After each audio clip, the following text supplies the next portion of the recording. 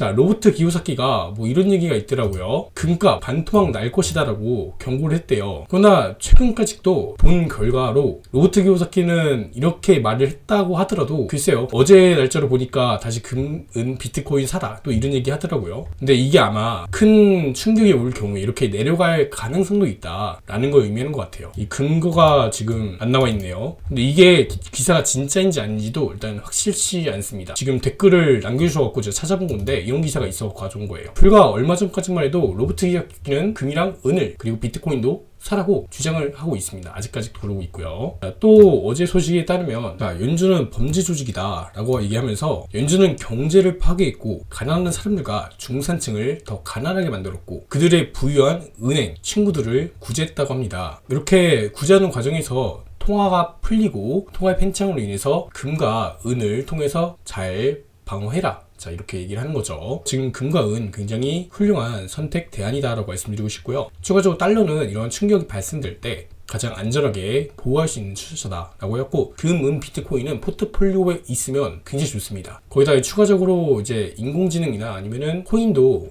이 실력에 따라서 할 수 있는 부분이 있겠죠. 그래서 코인도 영상을 제가 하나씩 분석하고 있어요. 궁금하신 분들은 보시면 되겠고요. 그러나 이제 코인이 올라간다고 해서 금이 못 올라가는 것도 아닙니다. 이제 생각보다 많은 분들이 이런 오해를 하고 계시더라고요. 코인 때문에 금이 못 올라가더라. 근데 그거는 조금 별개로 다르게 봐야 되는 문제라고 봐요. 물론 단기적으로 우리가 단기적인 흐름에서 봤을 때 아무래도 코인 시장이 유동성이 이렇게 뿜뿜 올라가게 되면은 상대적으로 이 안전자산에 분류되어 있는 금과 은 같은 경우는 상대적으로 이렇게 떨어질 수는 있겠죠. 근데 우리가 봐야 될 건 이게 단기적인 부분인 거고, 우리가 중기에서 장기적으로 봤을 때는 코인이 올라간다고 해서 금과 은이 못 올라가는 거 아닙니다. 절대로 이거를 같이 보면 안 돼요. 코인과 금이 하는 역할은 다릅니다. 금은 인플레이션 방어다. 근데 이제 코인이 하는 역할이 지금 하나 나왔죠. 이게 뭐냐? 현재 코인은 이 스테이블 코인, 이게 미국채 수요량을 증가시키고 있어요. 이런 부분에서 미국 재무부가 되게 좋아할 만한 내용인 거죠. 왜냐면은 국채 발행을 계속 하고 있는데 이러한 반면에서 매수세가 부족해지고 있기 때문에 여기서 코인이 어떻게 보면은 국채 매수를 해주고 있으니까 반기는 이러한 부분이 있겠습니다. 그러나 이렇게 된다고 해서 금과 같이 이제 오는 건 아니다. 그게 인플레이션은 현재 시대적인 트렌드가 될 수밖에 없고, 이 부분에서 금과 은의 상승은 별개로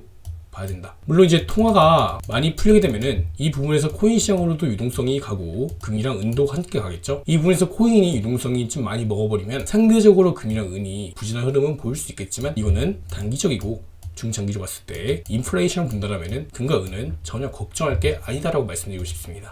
자, 그래서 로버트 기요사키는 여전히 금과 은 그리고 비트코인이 좋다라고 이야기를 하고 있어요. 그래서 제가 봤을 때 이 뉴스 기사는 조금 아닌 것 같아요. 조금 거짓인 것 같고 별개로 보셨으면 좋겠습니다. 그래서 현재 금 가격 이렇게 월봉 캔들에서 보면은 굉장히 높게 올라와서 매물을 그리고 있는 거예요. 매물 소화 과정을 보여주고 있고, 매물 소화가 끝나게 되면 다시 한번 올라갈 수 있는 부분들이 있겠죠. 그러나 이제 신고를 돌파하게 되면은 여기서 이제 강하게 거래는 거 실려야 되고 이벤트가 있어야 됩니다. 이 이벤트라는 거는 우리가 매일매일 이렇게 발생되는 게 아니라 긴 기간에서 오는 대형 이벤트가 생겨야 돼요. 아마 이거는 은행이 파산되면서 여기서 돈을 공급해주면은 이 한 가지 이벤트적인 요소로 작동될 수 있는 부분도 있겠고, 어떤 게 될지는 모르겠지만 결국에 이런 이벤트로 인해서 랠리를 밟을 수 있는 부분이 충분히 나올 수 있겠다라고 말씀을 드리고 있는 거고요. 금가가 그래서 현재 상승 트렌드 밟으면 이제 2,400불까지 또 올라가는 거 크게 어려움 없을 거라고 봅니다. 한번 이렇게 올라가고 여기서 매물 썼다가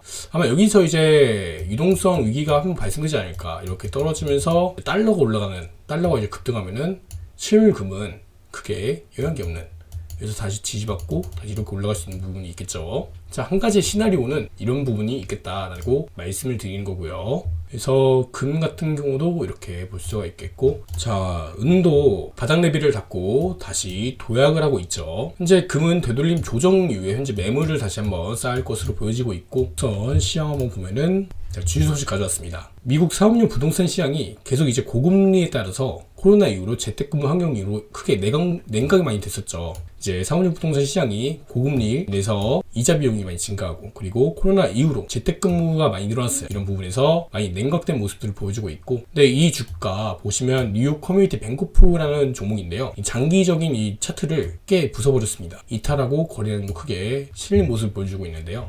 자, 이런 부분에서 현재 엄청 크게 이제 은행 문제가 다시 재조명이 되고 있고, 이게 안전자산에 대한 수요도 증가할 수 있는 부분이 충분히 있겠다. 원래 우리가 기존에는 금과 은투자 그렇게 공격적으로 할 필요는 없는데, 지금은 좀 비중을 좀 많이 실어야 될 필요성이, 자, 이러한 요소들이 있겠고요. 특히나 이제 물가 상승률이 예상치보다 상회하는 모습을 보여주고 있죠. 이럴 때 보면은 전년 동월 대비 3.1%, 근원 물가 상승 3.9%, 자, 이렇게 높게 올라온 모습 보여주고 있고, 생각보다 크게 잡히지 않고 있어요. 그래서 이번에 이렇게 물가 많이 잡힌다라고 봤을 때 아무래도 금리 인하를 조금 더 빨리 할 수 있는 부분이 있겠는데, 자, 이게 조금 늦춰질 가능성이 시장에는 지금 깔려 있고, 특히 이번에는 주목해야 될 점이 식품 물가의 상승이 나오고 있어요. 이런 부분들이 좀 불안불안한 요인이다. 금과 은 굉장히 좋은 요소로 생각되는 부분이 있겠죠. 그래서 지금 은행주 같은 경우는 이제 대출 만기가 도래하고 이러면은 다시 리파이낸싱이라는 걸 한대요. 자금을 다시 대출 상환하기 위해서 다시 자금을 조달해 갖고, 자, 이렇게 부동산 부분에서 이렇게 발생되고 있다고 하네요. 그래서 이런 게 지금 연체율의 상승지표도 뚜렷하게 나오고 있기 때문에, 자, 이런 부분들 조심해야 된다. 보시다시피 오피스 공실률이 얼마인가 봤더니 거의 20% 가까이 올라간 모습 보여주고 있고요. 상업용 부동산 가격도 많이 떨어진 모습들 주황색선 보이고 있고요. 그 반면에 이제 산업용과 이제 아파트 조금씩 올라오고 있는데 큰 차이는 없습니다. 이렇게 아파트 대출도 보면은 이렇게 높게 올라갔다고 해요. 미국의 아파트 대출 그래프 추이인데 굉장히 높죠. 레버리지가 많이 껴 있습니다. 자, 이런 부분들 굉장히 큰 리스크로 작동되는 부분이 있겠다. 이제 1월 물가 올라갔다는 뉴스, 그리고 상업용 부동산 위험 이런 경고도 나오고 있고요. 금이 약간 주봉에서 볼 때 정확하더라고요. 주봉에서 보면은 딱 여기 이 구간, 그 2구간까지 0.5구간이죠. 딱 이 구간에서는 이제 확실하게 수급은 들어올 자리다. 근데 지금이 또 바닥일 수가 있습니다. 왜냐면 은가격 때문에 그렇죠. 그래서 은가격도 마찬가지로 이번에 바닥 다시 찍고 상승세 나오고 있고, 이번에 돌파 다시 나오면은 이렇게 올라갈 수 있는 부분 충분히 있겠다라고 말씀을 드리도록 하겠습니다. 그래서 금과 은이 떨어지는 거에 대해서 걱정은 안 하시면 좋겠어요. 그냥 단순히 금이 이 기간적으로 올라가고 기간적으로도 조정받고 다시 기간적으로 올라갑니다.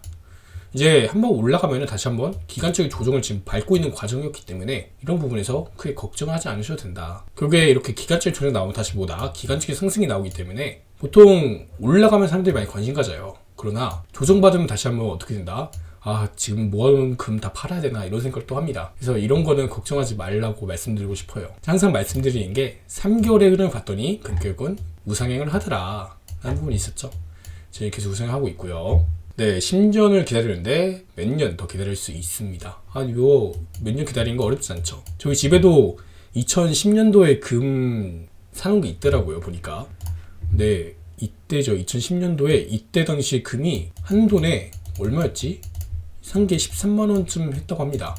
근데 지금 가격 보면은 얼마죠? 거의 35만원 정도 하나요, 요즘에. 많이 올라왔죠. 결국에 이 통화가 풀리는 만큼 금의 가격이 상승하더라 라고 보시면 되겠고요. 아, 그리고 뭐 이런 전망도 있어요. 금 가격이 이제 막 2만 불 간다 이런 전망치가 많이 보이더라고요. 2만 불이면 여기죠. 근데 실상 2만 불까지 가려면은 그냥 인플레이션이고 초하이퍼 인플레이션이 발생되어야 됩니다. 그러니까 지금 먹던 치킨 가격이 치킨 한 마리 20만 원 정도 돼야 돼요. 금 가격이 그렇게 가려면. 사실상 조금 어려운 부분이 있죠. 딱 금 가격이 적정 레벨은 5,000불입니다. 그래서 항상 5,000불 말씀드리는 게 이거예요. 금가 한 돈 100만 원이 그냥 막 이렇게 나온 게 아니라 현재의 상황을 고려하고 앞으로의 물가가 올라가는 거 생각했을 때 금가 한 돈에 100만 원까지 갈 수 있겠다. 그래서 5,000불을 말씀드린 거예요. 5,000불 레벨. 향후 5년이죠. 2029년도까지. 자, 이렇게 해서 자, 살펴봤고 이번 시간 마치도록 하겠습니다. 여러분들 와주셔서 감사합니다.